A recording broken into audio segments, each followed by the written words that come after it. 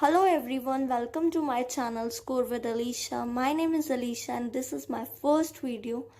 On my YouTube channel you will get the chapters of class 12th economics and accounts and even the chapter of class 10th math. So आज हम accounts की third book analysis of financial statements के chapter number 3 comparative statements and common size statements से start करेंगे। तो इससे ये पढ़ने से पहले हम पहले फाइनेंशियल स्टेटमेंट्स का मतलब समझेंगे। सो फाइनेंशियल स्टेटमेंट्स का मतलब किसी भी फर्म की जो अकाउंटिंग डाटा को हम समराइज स्टेटमेंट में जब हम लिखते हैं तो वही हमारे फाइनेंशियल स्टेटमेंट्स होते हैं, जैसे कि आपका balance sheet, statement of profit and loss. ये at the end of every accounting year prepare की जाती हैं और हम इन्हीं जब फाइनेंशियल स्टेटमेंट का एनालाइज करते हैं, उसको स्टडी करते हैं एंड देन उसी के बेसिस पे उसके इंटरप्रिटेशन करने के बाद वहाँ पे अपने डिसीजंस लेते हैं, तो उसी को हम एनालिसिस ऑफ फाइनेंशियल स्टेटमेंट्स बोलते हैं। अब एनालिसिस ऑफ फाइनेंशियल स्टेटमेंट्स के बहुत सारे टूल्स हैं, जैसे कंपैरेटिव स्टेटमेंट्स करना, कॉमन साइज स्टेटमेंट्स का यूज़ करना या फिर रेशियो एनालिसिस से करना। तो ये सारे आपके एनालिसिस ऑफ फाइनेंशियल स्टेटमेंट के टूल्स हैं। बट इस चैप्टर में comparative statement and common size statements पढ़ेंगे। तो let's get started with comparative statements. Comparative statements क्या होते हैं? कंपैरेटिव स्टेटमेंट्स का मतलब नाम से क्लियर हो रहा है कि something which is related to comparison. तो कंपैरेटिव स्टेटमेंट जब हम किसी भी फाइनेंशियल स्टेटमेंट फॉर से बैलेंस शीट 2 या 3 ईयर की बैलेंस शीट को ऐसे साइड बाय साइड प्लेस कर उनके डाटा को कंपैरिजन करते हैं कि लास्ट ईयर हमारे एसेट्स कितने थे और अब हमारे एसेट्स कितने हैं, लास्ट ईयर हमारी लाइबिलिटीज कितनी थी, अब हमारी लाइबिलिटीज कितनी है। जब उनका हम कंपैरिजन करते हैं 2 और मोर ईयर्स, उसी को हम कंपैरेटिव स्टेटमेंट्स कहते हैं। कंपैरेटिव स्टेटमेंट्स आपका बैलेंस शीट का भी बनता है और कंपैरेटिव स्टेटमेंट आपका स्टेटमेंट ऑफ P&L का भी बनता है। दोनों के कंपैरेटिव स्टेटमेंट बनते हैं। आज हम comparative statements, balance sheet and comparative statement of P&L account देखेंगे। नेक्स्ट वीडियो में हम इनके कुछ क्वेश्चंस प्रैक्टिस करेंगे सो एज आपकी कंसेप्चुअल क्लैरिटी हो जाए। सो अब हम कंपैरेटिव स्टेटमेंट का मतलब हमने समझ लिया। अब हम कंपैरेटिव बैलेंस शीट पढ़ेंगे, बट उससे पहले कुछ ऑब्जेक्टिव्स होते हैं कंपैरेटिव फाइनेंशियल स्टेटमेंट्स के। जैसे कि अभी हमने बोला कि हम इसमें डाटा को साइड बाय साइड रखते हैं और उसको कंपेयर करते हैं, तो इससे जो है डाटा प्रेजेंटेशन है वो काफी सिंपल हो जाती है, कंपेरेबल हो जाती है। ये हमारे ट्रेंड्स को इंडिकेट करता है। इट मीन्स कि आपकी फाइनेंशियल पोजीशन क्या है, आपकी फाइनेंशियल परफॉर्मेंस क्या है। ये फॉरकास्टिंग में हेल्प करता है, आपकी क्या स्ट्रेंथ है, क्या वीकनेस है, क्या चीज इंक्रीज हो रही है, लिक्विडिटी कैसी है, प्रॉफिटेबिलिटी, सॉल्वेंसी, ये सब चीजें कंपैरेटिव फाइनेंशियल स्टेटमेंट्स हमें हेल्प करता है बताने में। इसकी इंपॉर्टेंस क्या होती है? मीन्स दैट कंपैरेटिव स्टेटमेंट की जरूरत किसे पड़ती है?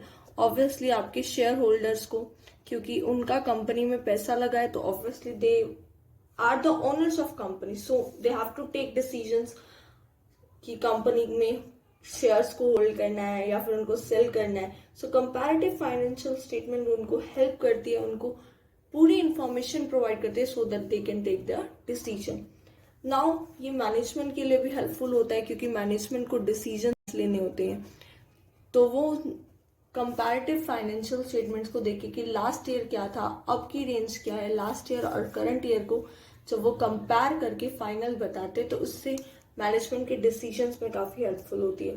जो कंपनी को लोन्स देते हैं, आपके जो लेंडर्स होते हैं, उनको काफी ज्यादा हेल्प करता है ये, जैसे कि जो उनका पैसा कंपनी में उन्होंने एज अ लोन दिया है, क्या वो सेफ है, और उन्हें हायर रेट चार्ज करना है, लोअर रेट चार्ज करना है, ये सारी चीजें आपकी डिपेंड करती हैं। सो अब ये कंपैरेटिव स्टेटमेंट के कुछ हमने ऑब्जेक्टिव्स और इम्पोर्टेंस देखी। और भी थ्योरी है आपकी बुक में, वो आप खुद से भी करेंगे तो डेफिनेटली हो जाएगा। अभी हम डायरेक्टली कंपैरेटिव बैलेंस शीट पे चलते हैं। So comparative balance sheet, comparative balance sheet का मतलब ये होता है कि जब हम बैलेंस शीट 2 और मोर ईयर्स की बैलेंस शीट को साइड बाय साइड प्लेस करते हैं एंड देन उनके एसेट्स, उनकी इक्विटी, उनकी लाइबिलिटी, हर एक चीज को कंपेयर करते हैं, तो वो हमारा बनता है comparative balance sheet, right. Comparative balance sheet आपके एसेट्स, लाइबिलिटीज, इक्विटीज, इन सब में क्या इंक्रीज हुआ है या क्या डिक्रीज हुआ है as compare to last year, ये सब चीजें आपकी हेल्प करने में कंपैरेटिव बैलेंस शीट आप लोगों को बताता है। कंपैरेटिव बैलेंस शीट के बहुत सारे एडवांटेजेस हैं कि more realistic approach means that comparative balance सिर्फ आपके डिफरेंट डिफरेंट डेट्स पे या डिफरेंट डिफरेंट ईयर में क्या आपके अकाउंट की बैलेंस थे, मीन्स लास्ट ईयर आपके एसेट्स क्या थे, करंट ईयर एसेट्स क्या है, ये सिर्फ वो ना शो करके बल्कि कंपैरिजन करता है कि लास्ट ईयर से करंट ईयर में कितना आपके एसेट्स इंक्रीज हुए, कितना लाइबिलिटीज डिक्रीज हुआ, कहाँ पे क्या चेंज आया, उस पर एम्फोसिस करता है, प्लानिंग में हेल्प करता है, और भी बहुत सारे इसके एडवांटेजेस होते हैं। कंपैरेटिव बैलेंस शीट का जो फॉर्मेट होता है वो भी हम देखेंगे। इसके अंदर आपके 6 कॉलम्स होते हैं। फर्स्ट कॉलम में आप, अभी मैं रफ ड्रॉ कर रही हूँ, इसका fair diagram I will show you.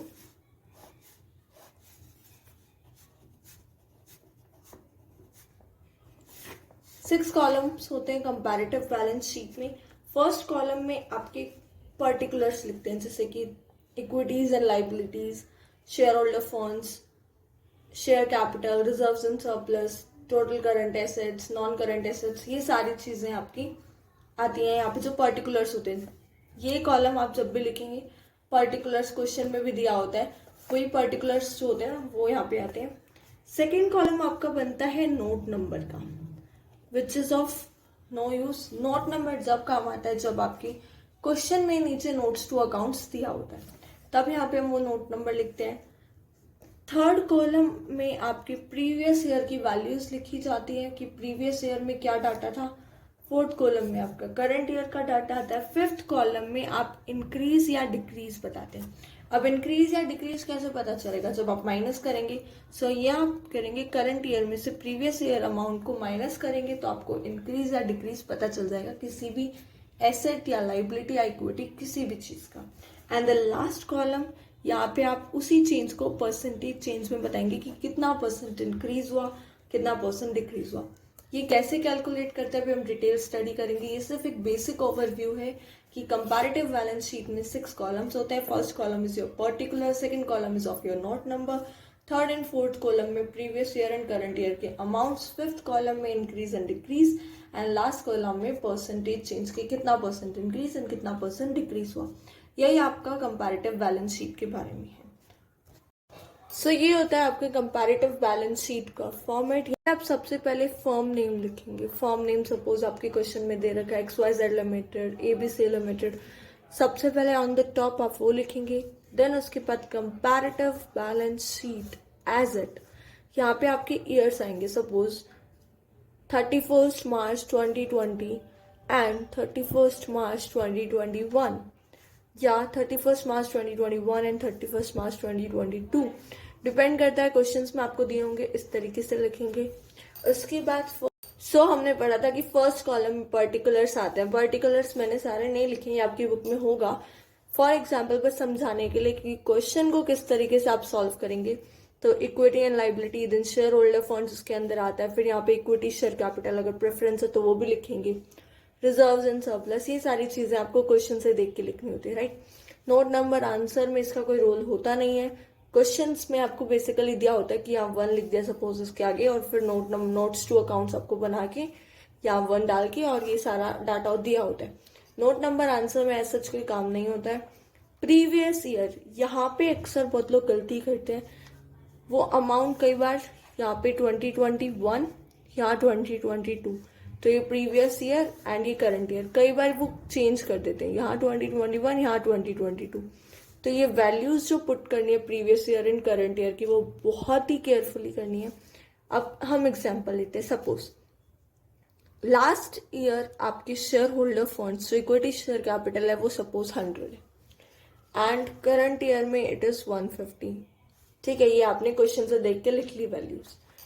Next column, your fifth column में आपको इंक्रीज एंड डिक्रीज फाइंड करना है। अब इंक्रीज एंड डिक्रीज आप माइनस करके फाइंड करते हैं, तो आप क्या करेंगे, आप करंट ईयर इस 150 से ये 100 माइनस करेंगे तो आपका ये क्या आएगा 50।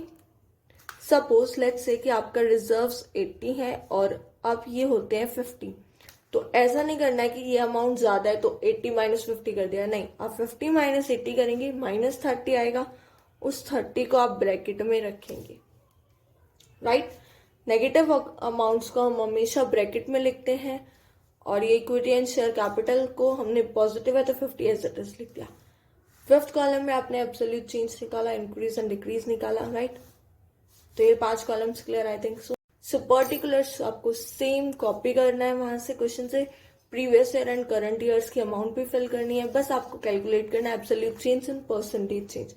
तो एब्सोल्यूट चेंज में आप क्या करेंगे, इंक्रीज एंड डिक्रीज को कैलकुलेट करेंगे, that is current year minus previous year. ये याद रखना, जब भी नेगेटिव होगा तो ब्रैकेट लगा देंगे and your last column that is your percentage change. इसका एक फॉर्मूला होता है, एब्सोल्यूट चेंज मीन्स दैट ये वाली value divided by previous year.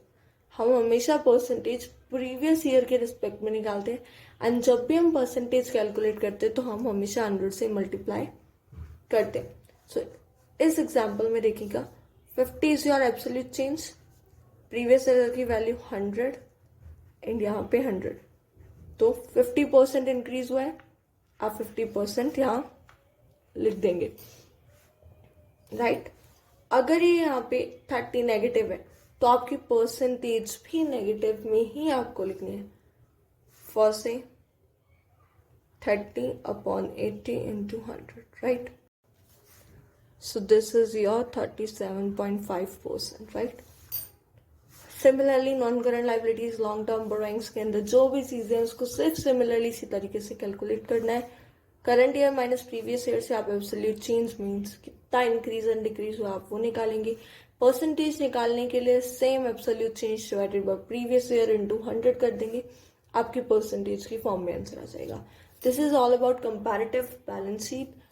इससे रिलेटेड कुछ क्वेश्चंस प्रैक्टिस करेंगे जिससे आपकी और कंसेप्चुअल क्लैरिटी हो जाएगी। अब हम समझेंगे comparative statement of profit and loss. So अब हम स्टार्ट करते हैं comparative statement of profit and loss. सबसे पहले statement of profit and loss, जिसको हम इनकम स्टेटमेंट भी बोलते हैं, ये आपका किसी भी अकाउंटिंग ईयर में क्या प्रॉफिट आपने अर्न किया या फिर क्या लॉस हुआ वो शो करता है। अब कंपैरेटिव इनकम स्टेटमेंट या फिर कंपैरेटिव स्टेटमेंट ऑफ पे एंड एल जब हम बनाते हैं तो इससे क्या होता है, एक से ज्यादा अकाउंटिंग पीरियड में आपके ऑपरेटिंग रिजल्ट्स क्या हैं, किस इस ईयर में कितना प्रॉफिट हुआ, नेक्स्ट ईयर में कितना प्रॉफिट हुआ, क्या उसमें चेंजेस आए, कहाँ पे हमने लैग किया या फिर कहाँ हमारा प्लस पॉइंट्स रहे, ये सारी चीजें आपके income statement, comparative income statement आपको शो करता है। So comparative statement of profit and loss का ऑब्जेक्टिव ये होता है कि हम इसको क्यों प्रिपेयर करते हैं। बेसिकली 2 और मोर ईयर्स की जो आपके रेवेन्यू एंड एक्सपेंसेस होते हैं उनको एनालाइज करने के लिए, कितना रेवेन्यू एंड एक्सपेंसेस में इंक्रीज एंड डिक्रीज हुआ परसेंटेज के टर्म्स में और either in terms of your rupees, data को कंपेयर करता है। ओवरऑल ट्रेंड ऑफ प्रॉफिट को सबसे मेन पॉइंट यही है कंपैरेटिव स्टेटमेंट के ऑब्जेक्टिव्स में, ओवरऑल ट्रेंड ऑफ प्रॉफिट को शो करता है कि a particular period of time का प्रॉफिट तो हम इनकम स्टेटमेंट भी बता देता है, but over a period of 10 years 5 years company का जो स्टेटस चल रहा है, फर्म का जो ट्रेंड चल रहा है प्रॉफिट का, वो ये आपका comparative statement of profit and loss show करता है। एंड एक और बहुत इंपॉर्टेंट पॉइंट की चेंज इन फाइनेंशियल परफॉर्मेंस, क्या रीजंस है आपके फाइनेंशियल परफॉर्मेंस में चेंज हो रहा है, जो भी either it is positive change और either it is negative change, but change हो रहा है अगर फाइनेंशियल परफॉर्मेंस में, तो क्या रीजंस है उस चेंज के, ये भी आपको comparative statement of profit and loss बताता है। ये दोनों ही topic, comparative balance sheet and comparative income statement, दोनों ही काफी इजी टॉपिक है। फॉर्मेट भी बिल्कुल सेम यही है, सिर्फ यहाँ पे कुछ चीजें चेंज हो जाएंगी, बट स्टिल हम दोबारा एक फॉर्मेट बनाएंगे और उसमें देखेंगे। तो ये है आपके comparative statement of profit and loss का फॉर्मेट। सबसे पहले इसमें भी comparative statement of profit and loss for the years ended, यहाँ आपके ईयर्स आएंगे। Same format as comparative balance sheet, particulars, note number, previous year amount, current year amount, absolute change, percentage change, everything remains same. Particulars वही जो आपके income statement में आता है, that is your revenue from operations, other income, then total revenue, expenses, ये सारी चीजें आपकी आती है, then total of expenses, profit before tax, less tax, after tax, ये सब चीजें आपके प्रॉफिट एंड लॉस अकाउंट में आती हैं। ठीक है, फॉर्मेट सेम रहता है। पर्टिकुलर्स में सेम आपको क्वेश्चन से लिखना है, बट जब भी comparative statement of profit and loss के क्वेश्चन आते हैं उसमें एक ट्विस्ट होता है, means that comparative balance sheet के जब भी आपके पास क्वेश्चंस आएंगे तो पर्टिकुलर्स आपको जो दिया होगा वो क्वेश्चन बैलेंस शीट की फॉर्मेट में दिया होगा, तो उसको आप डायरेक्ट कॉपी डाउन कर सकते हैं। But comparative statement of P&L में क्या होता है कि आपको क्वेश्चन सपोज पूरा इनकम स्टेटमेंट का फॉर्मेट ना देकर सिर्फ कुछ चीजें दे दी, 4-5 आइटम्स आपको दे दिए, अब वो आपको खुद क्लासिफाई करना है कि वो फॉर्मेट में किस कॉलम पे आते हैं। जैसे आपको दे दिया revenue from operations, other income, other expenses, employee benefit expenses. यहाँ पे जब आप लिखेंगे आप पूरे फॉर्मेट में लिखेंगे। सपोज सबसे पहले आपने लिखा revenue from operations, right. Second आपने क्वेश्चन से देख के लिख ली अदर इनकम, राइट। फिर आप यहाँ पे लिखेंगे टोटल रेवेन्यू, जो कि आपको क्वेश्चन में फॉर्मेट में नहीं दिया, क्योंकि क्वेश्चन आपको फॉर्मेट की फॉर्म में दिया ही नहीं होगा। टोटल रेवेन्यू लिखेंगे। टोटल रेवेन्यू मीन्स इन दोनों को आप ऐड करेंगे, फर्स्ट एंड सेकेंड को, राइट। देन आपका आता है एक्सपेंसेस बनाएंगे। एक्सपेंसेस लिख के फिर इसके अंदर सबसे पहले एम्प्लॉय बेनिफिट एक्सपेंस लिखेंगे क्वेश्चन से देखकर। अदर एक्सपेंसेस आप लिख सकते हैं। देन टोटल ऑफ एक्सपेंसेस लिखेंगे, राइट।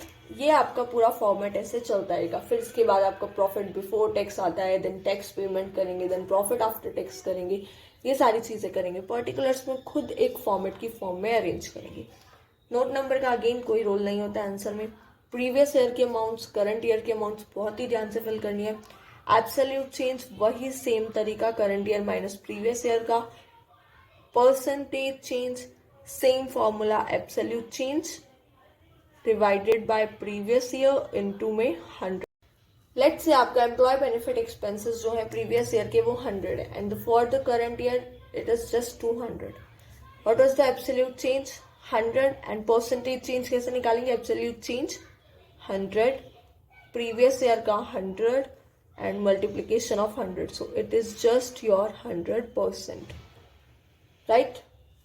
यही आपका comparative statement of profit and loss, comparative balance sheet.